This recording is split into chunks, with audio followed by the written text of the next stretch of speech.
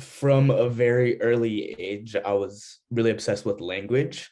I'm bilingual, so I don't know. I would always ask my parents, like, what does this mean in Spanish? What does that mean in English? Like getting vice versa and just kind of feeling that out and saying the things over and over again. I really liked how things sounded and just kind of thinking through language. I don't know. I've always been interested in that. And then from there, I really liked writing as a kid, and that kind of led into college. When I was in college, I didn't really know what I wanted to do. So I kind of looked into journalism, and I had an internship with the NPR station down in Wichita. And so that gave me a lot of really great pure writing experience, but I realized that journalism was not for me because there is a lot more rigidity and structure with the journalism. And I wanted something a little more creative and something that has more freedom. So I think copywriting and advertising in general was that. It was that creative expression and ability to write and get to people, but in a way that wasn't so narrow and focused and had a lot of set of guidelines and parameters that you always had to follow. One of the best things about copywriting is that you're often encouraged to break the rules and to kind of mess with things to come up with fun new ways to communicate and send messages to people. That's awesome. I mean, in the creative process, one of the tricks I've always used is I would be thinking through, like, let me get out of this problem for a second and use like a lateral example, or how would this industry tackle this, or how would this profession tackle this, and to try to think about the problem in a different way. Do you ever feel like you're able to do that? I mean, do you naturally do that or intentionally do that, like with even language, where you'd say, I can't quite get this statement quite right, or the way I say it. Oh, let me think about it in another language and then let me come back to it. Do you ever do that? Or Not really, but I think it comes up with like phrases, how there's like idioms and common phrases that as copywriters especially we kind of play off of to deliver something fun. And I think about that sometimes in Spanish or English too, and the differences there, and just how there's always a different way to say something. And so it's like what works best. And I think that definitely helps with copywriting because a different audience is going to speak a different way. Something is going to resonate with them differently just because of their geographic area or different cultural factors. So just thinking through that, I think has been really fun and really interesting. That's one thing that I get to do with a lot as a copywriter, is thinking through that kind of like communication bit of like, how do we really talk? How are we really saying things to each other? that's cool. Copywriting is a big job. I mean, there's a lot that's kind of required to get at the output, which is copyright. Like you have to be parts kind of strategic and understand people and all that type of thing. Are there aspects of it that you're more interested in, or you are kind of pushing yourself to grow in right now? Yeah, I definitely think the kind of big idea aspect of copywriting is something that I'm really interested in right now and want to kind of focus on right now.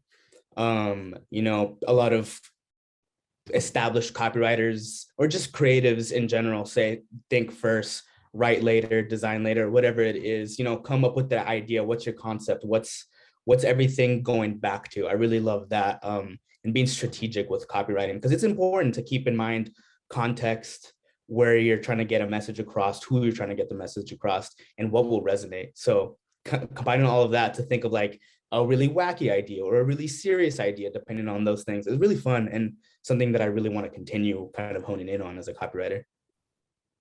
Yeah. What do you think makes for a good copywriter? Like if you look at some of the writers that you've worked with, what are sort of the attributes that they share? Like what makes for a good copywriter, you think?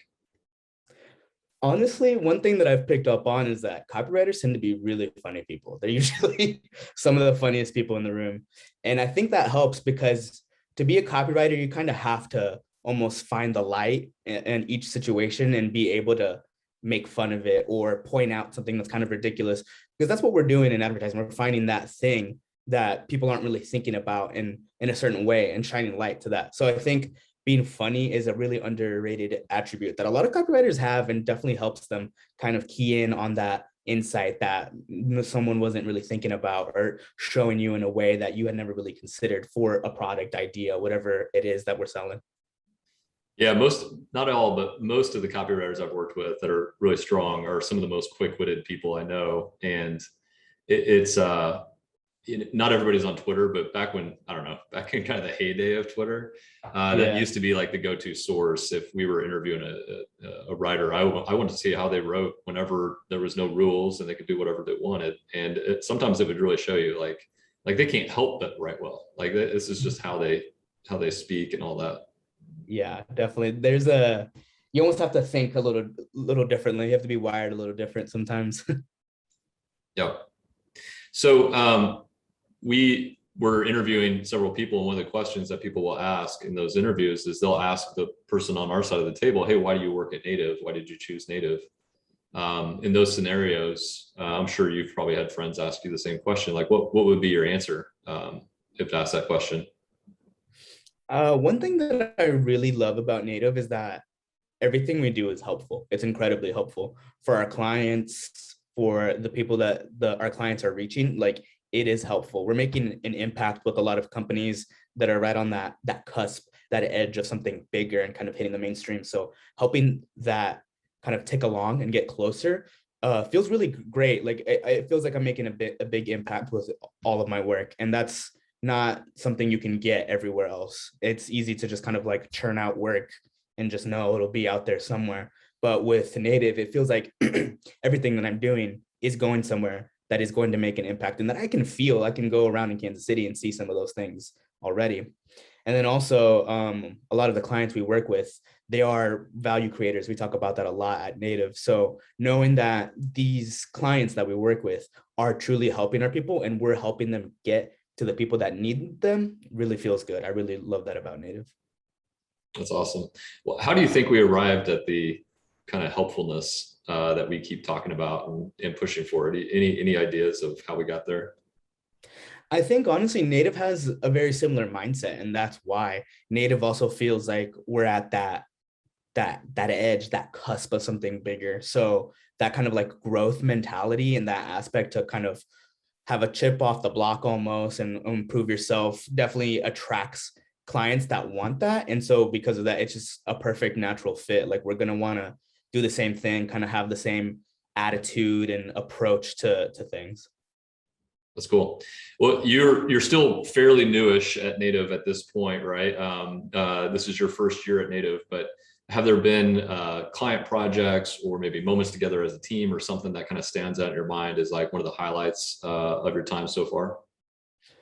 Yeah, there's a few. I think when it comes to like the people, that's another thing that really makes Native stand out is that everybody really cares about each other and really is trying to do the same thing. Like we're all on the same page. A couple weeks ago, we have the tradition of toots at Native on Friday. In our Slack, we always give toots to the team. It's kind of like an unofficial, like, hey, you did a great job this week, whatever. But for some reason we just kind of all came together and did it in person, and it was so wholesome. I mean, everybody had someone in mind immediately, and it was like, I am very thankful for you and what you do and how you make my job easier. Like that aspect is so great. I think we all feel valued, we all feel connected, and it's truly something special. In regards to the work, some of my favorite things I've done is more of the, actually surprisingly, kind of further away from the digital work that we do.